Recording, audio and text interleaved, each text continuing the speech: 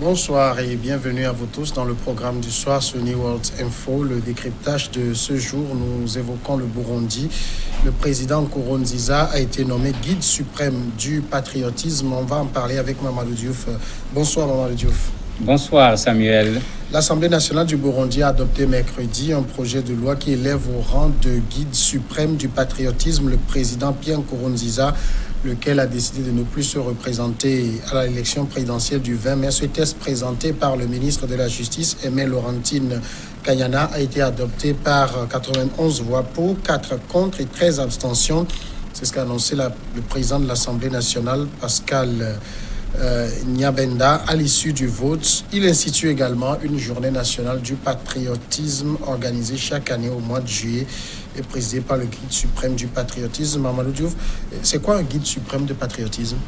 Ça, je crois que c'est certainement l'Assemblée nationale du Burundi qui doit nous donner cette définition, puisque quand on parle de patriotisme, je me dis qu'ils veulent le présenter peut-être comme un exemple, ce qui a quand même été fortement contesté au niveau de l'Assemblée.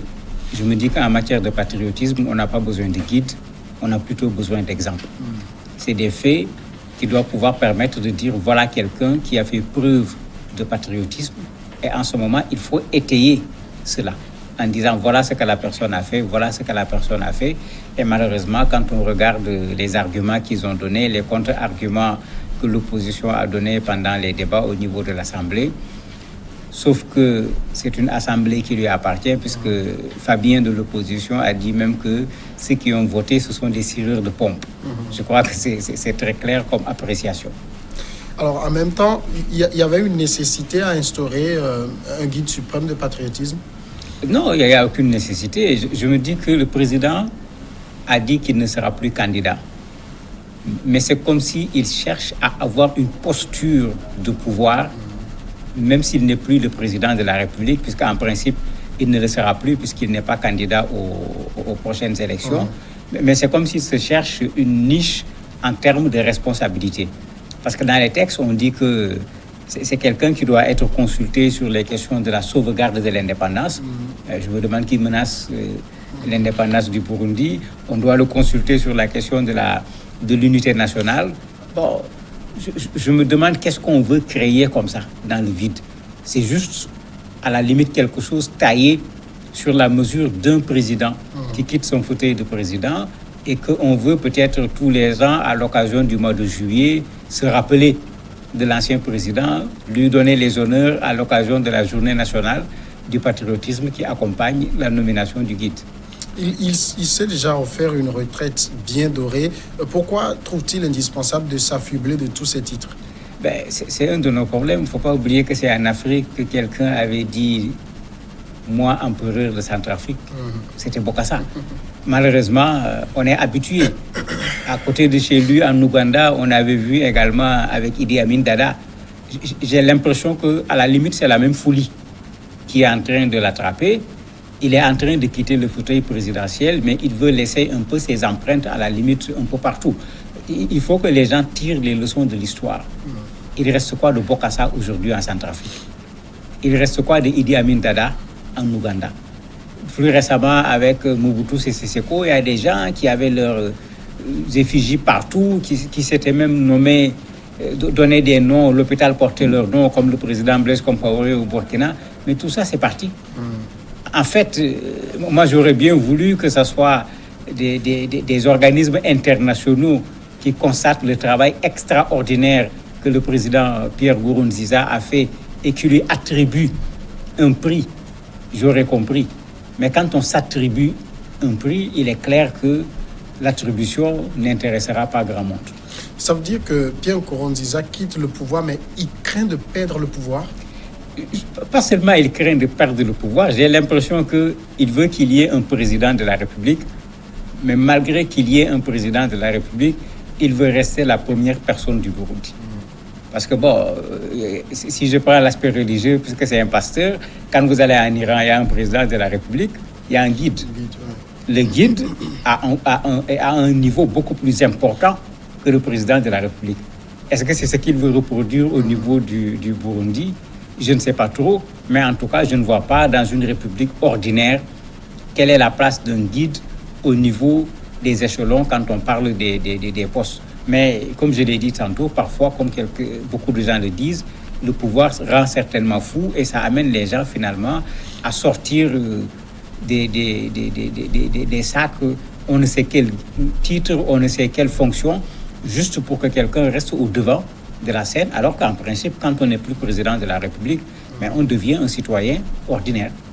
Évariste Ndaïm Chimié a été choisi pour être le candidat du CNDD-FDD, le parti de Pierre Nkurunziza. Est-ce qu'il y a des risques que celui-là soit piqué par le même virus qui pique par exemple João Lourenço? Pierre Nkurunziza craint des choses pareilles? Ce n'est pas évident, mais il est là, il a vu ce qui se passe au niveau de ce pays également. Et il se rend compte qu'au niveau de l'Angola, l'ancien président, sa famille sont en train d'être traînés dans la boue. Peut-être c'est une façon pour lui de se garantir une chose lui permettant de dire à un certain moment stop. On voit la même chose en Mauritanie avec celui qui a remplacé l'ancien président. Il ne s'en prend pas encore au président, mais il ne prend plus le chemin que le président avait pris. Peut-être qu'en regardant tout ça, il se dit, mais j'ai décidé de ne plus être candidat, je ne serai plus président de la République, mais il faut que j'assure mes arrières. Pour le faire de façon officielle, pour le faire de façon légale, il demande à l'Assemblée tout simplement de lui voter ce statut de guide qui va lui permettre d'être là et certainement de pouvoir avoir son mot à dire sur un certain nombre de choses, ce qui lui garantira certainement, si on veut regarder un peu dans sa gestion, de dire aux gens, n'y allez pas. Alors, ce qui choque, ce n'est pas aussi tant le fait de se donner le titre de guide suprême du patriotisme, mais c'est aussi tous ces avantages qui accompagnent ce titre-là dans un pays déjà exsangue.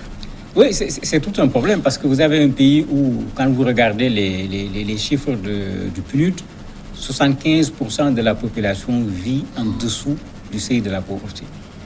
Malgré tout ça, le gars a, comme on le dit d'habitude, une retraite dorée, une villa très grand standing. On va lui remettre 330 millions pour ses petits achats, parce que c'est comme ça qu'il faut l'appeler au moment du départ. Et après, il a une indemnité à vie, qui est l'équivalent du salaire d'un député.